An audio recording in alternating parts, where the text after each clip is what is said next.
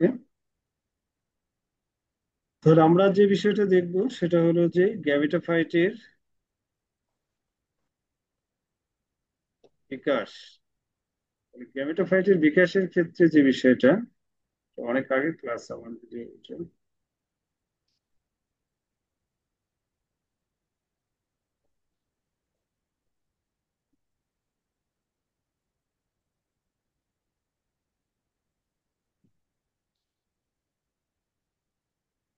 এই ছবিটা আমরা একটু সবাই দেখি।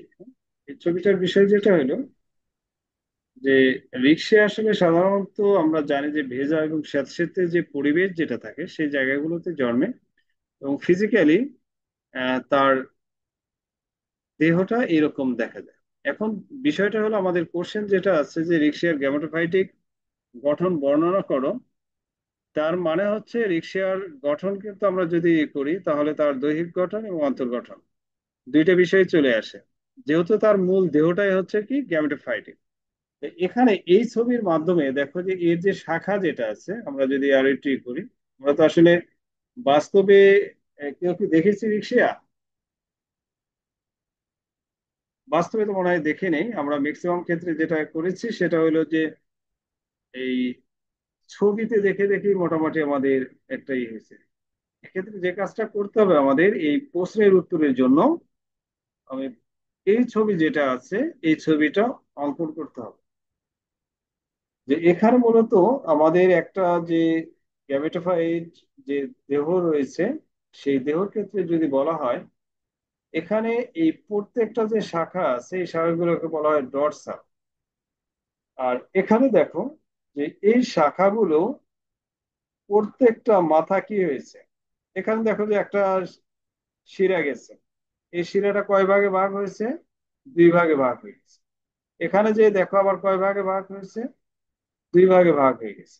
এ পাশে দেখো, এখানে দুইটা, এ পাশে দুইটা। এবং ফাইনালি যেটা, যে এর যে পাতার যে গঠন যেটা বা দৈহিক গঠন যেটা, এটা দেখো যে প্রত্যেকটা ক্ষেত্রে কি আছে? খাঁজ কাটা আছে। এবং এই গঠন যেটাকে, এটাকে বলা হচ্ছে ডরসাম, এবং অগ্রস্ত ভাগ হচ্ছে খাঁজ কাটা। আর স্কেল যে বিষয় যেটা আমরা বলতেছি, স্কেল গুলো হচ্ছে যেহেতু আমরা এটা পুরোটা মাটির সাথে সংযুক্ত অবস্থায় থাকে, তো যার কারণে এদের দৈহিক গঠনটা এরকম হয়ে থাকে। অর্থাৎ নিচের দিকে কিছু রাইজয়েড সাধারণত জানি আমরা এককোষী হয়, এবং সেক্ষেত্রে রাইজয়েড দুই রকম থাকে, একটা হলো মসৃণ আর একটা হচ্ছে অমসৃণ। আর স্কেল হচ্ছে যে বহু সংখ্যক মানে কোষের সমন্বয়ে গঠিত, মূলের মতো দেখতে কিন্তু মূল নয়। আর এই পুরো দেহটাকে বলা হচ্ছে কি থ্যালাস। কারণ যেহেতু এটা মূল কাণ্ড এবং পাতায় কি করা যায় না, বিভক্ত করা যায় না। এটা হচ্ছে তার গ্যামেটোফাইটিক ফিগার। আমাদের এই ছবিটা অঙ্কন করতে হবে। এখানে বর্ণনা দেওয়া আছে যে রিক্সিয়া গ্যামেটোফাইটিক উদ্ভিদের দেহ থ্যালয়েড, অর্থাৎ দেহ মূল কাণ্ড পাতায় বিভক্ত করা যায় না। থ্যালাসটি সবুজ শায়িত বিষমপৃষ্ঠ। থ্যালাস ব্যাঘ্র শাখা বিশিষ্ট। সাধারণত কতগুলো রিক্সিয়া থ্যালাস একত্রে গোলাপের পাপড়ির মতো গোলাকার চক্র করে অবস্থান করে। এই অবস্থাকে কি বলা হয়? রোজেট বলা হয়। তো ম্যাডাম যদি সংক্ষিপ্ত কোশ্চেন এর কথা কিন্তু বলেছেন যে অধ্যায় ভিত্তিক যে কোশ্চেন গুলো আছে, উনি তো প্রিফার করছে মানে এরকম যে যে কোনো একটা অধ্যায়ের কোশ্চেন দিবেন আর কি। মানে অধ্যায় ভিত্তিক যে কোশ্চেন গুলো আছে সেই কোশ্চেন গুলো অন্তর্ভুক্ত হবে সংক্ষিপ্ত কোশ্চেনের ক্ষেত্রে। তাহলে এখানে একটা কোশ্চেন আসতে পারে, রোজেট কাকে বলা হয়? তাহলে আমরা বলবো যে সাধারণত কতগুলো রিক্সা থ্যালাস একত্রে গোলাপি পাপড়ির মতো গোলাকার চক্র করে অবস্থান করে, এই অবস্থাকে বলা হয় রোজেট। আমরা এখানে এই ছবিটা আরো ভালোভাবে যদি দেখি, যে রিক্সার বাহ্যিক গঠনের ক্ষেত্রে আমরা ওটা দেখলাম, একটা ফার্স্ট ওয়ান যেটা দেখলাম সেটা হলো একটা ন্যাচারাল, আর এটা হলো সেটারই একটা আর্টিফিশিয়ালি একটা অবস্থা, বাহ্যিক গঠন।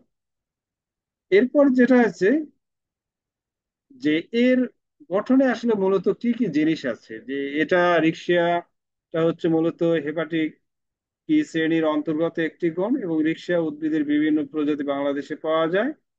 ও সর্বত্র থ্যালাসের উপর পৃষ্ঠ লম্বভাবে মধ্যশিরা আছে, এবং এই শিরা বরাবর লম্বা খাস অর্থাৎ ডরসাল ফাড়াও আছে। থ্যালাসের প্রতিটি শাখার শীর্ষে একটি খাঁজ থাকে, একে কি বলা হয়? অগ্রস্তর বা অ্যাপিকাল নজ বলা হয়। আর থ্যালাসের নিচের পৃষ্ঠ থেকে বহুকোষী স্কেল, যেটা আমি আগেই বলেছি, এবং এককোষী রাইজয়েড সৃষ্টি হয়। রাইজয়েডস মসৃণ এবং অমসৃণ, এটা আমরা বলেছি দুই প্রকার হয়। থ্যালাসকে মাটির সাথে আটকিয়ে রাখে এবং মাটি থেকে পানি ও খনিজ লবণ শোষণ করে স্কেল এবং রাইজয়েডের কাজ। আর রিক্সের স্পোরোফাইট সর্বাপেক্ষা সরব ও সম্পূর্ণ গ্যামেটোফাইটের উপর নির্ভরশীল। স্পোরোফাইট শুধুমাত্র গোলাকার ক্যাপসুলে গঠিত, যা থ্যালাসে নিমজ্জিত থাকে। এটা হচ্ছে গ্যামেটোফাইটের বাহ্যিক গঠন।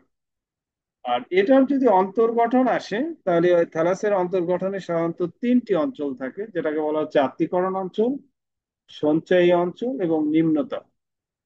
আত্তীকরণ অঞ্চলের ক্ষেত্রে যে বিষয়টা আমরা জানি, আমরা এই ছবিটা যদি দেখি, তো এখানে আমাদের আত্তীকরণ অঞ্চল বলতে যে অঞ্চলে সাধারণত সালোক সংশ্লেষণ প্রক্রিয়ায় উদ্ভিদ কি করে? খাদ্য তৈরি করে। তো আমরা জানি যে উদ্ভিদের যে অংশটা সাধারণত সবুজ এবং ক্লোরোফিল সমৃদ্ধ, সেই অঞ্চলগুলোতেই সাধারণত ফটোসিনথেটিক রিজিয়ন।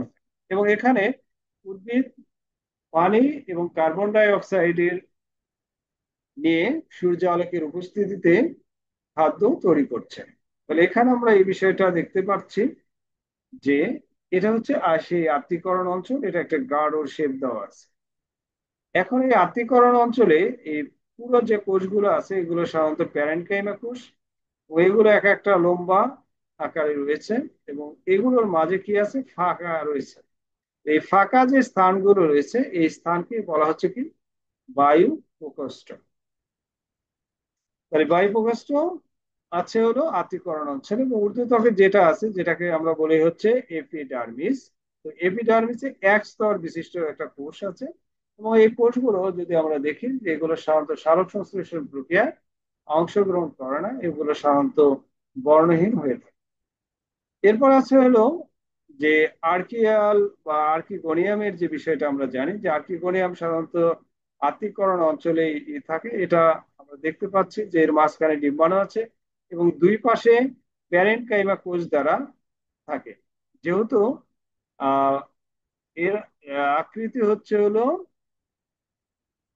দেখতে কার মতো? নাশপাতির মতো, বা সরি, ফানেল আকৃতি। অর্থাৎ এই ফানেলের মতো এর আর্কিগোনিয়াম দেখা যায়। সঞ্চয় অঞ্চল যেটা, এখানে মূলত প্যারেনকাইমা এবং কোলেনকাইমা জাতীয় কোষ দ্বারা গঠিত থাকে। এবং এখানে এই যে আত্তীকরণ অঞ্চলে যে খাদ্য উৎপন্ন হচ্ছে, সেই সেই উৎপাদিত খাদ্য গুলো সঞ্চয় অঞ্চলে, অর্থাৎ কার্বোহাইড্রেট বা পলিস্যাকারাইড হিসেবে তারা এখানে সঞ্চয় করে যাচ্ছে। আর নিম্নত্বকের অঞ্চল আছে কয়টা? যে আমরা আগে যে কথাটা বলেছি, স্কেল আছে, রাইজয়েট আছে। আবার রাইজয়েটের দুইটা টাইপ আছে, একটা হলো মসৃণ আর একটা হলো অমসৃণ। তার মানে রাইজয়েট যেটা দেখো যে আঁকা বাঁকা অবস্থানে রয়েছে, সেটাকে বলা হচ্ছে অমসৃণ রাইজয়েট। আর যেটা সোজা এসেছে এবং সেটা হচ্ছে অমসৃণ রাইজয়েট। এখানে একটা প্রশ্ন হতে পারে যে তাহলে রাইজয়েট কি এককোষী না বহুকোষী? কে বলতে পারবে? রাইজয়েট এককোষী না বহুকোষী?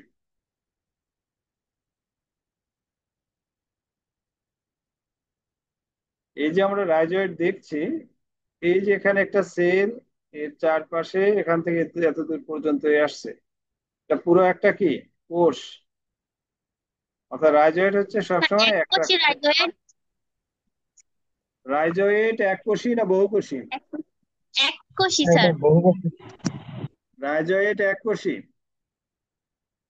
আর এবং যেটা মসৃণ তার চারপাশে কি থাকে? স্মুথ থাকে আর কি। আর যেটা অমসৃণ সেটা জাঁকা বাঁকার মতো থাকে আর কি, এবড়ো থেবড়ো থাকে, সেটাকে বলা হয় অমসৃণ, কিন্তু এটাও এককোষী। আর স্কেলের ক্ষেত্রে যেটা, স্কেল হচ্ছে সাধারণত বহুকোষী হয়, এবং এটা অনেকটা রাইজয়েটের মতো। এরা কি করে যে মাটি থেকে পানি এবং খনিজ লবণ শোষণ করে দিয়ে দেয়। তাহলে এটা হলো রিক্সিয়া থ্যালাসের অভ্যন্তরীণ গঠন। এরপরে যদি আমরা যাই, এটা রিপ্রোডাকশন, যে বিষয়টা বলা হয়েছে, রিপ্রোডাকশন আমাদের এখানে নাই, টেরিডোফাইট আমরা ওদিকে আর না যাই। তাহলে আমরা রিক্সিয়ার ক্ষেত্রে যে কোশ্চেন যেটা, যে গ্যামেটোফাইটের গঠন, তাহলে আমরা গ্যামেটোফাইটের গঠনের ক্ষেত্রে কয়টা জিনিস দেব? দুইটা জিনিস। একটাকে বলা হচ্ছে হলো ফিজিক্যাল বডি, দ্যাট মিনস হচ্ছে বাইরের গঠন বা বাহ্যিক গঠন, আর একটা হলো অভ্যন্তরীণ গঠন। তাহলে দুই গঠন দিয়ে আমরা এখানের এই কোশ্চেনটা অ্যান্সার করতে পারবো। তাহলে এই কোশ্চেনটা আমাদের এখানে শেষ হয়ে গেল। আর একটা কোশ্চেন আছে কি, রিয়েল আর। এখানে তোমাদের আর কারো কোনো কোশ্চেন আছে? না স্যার।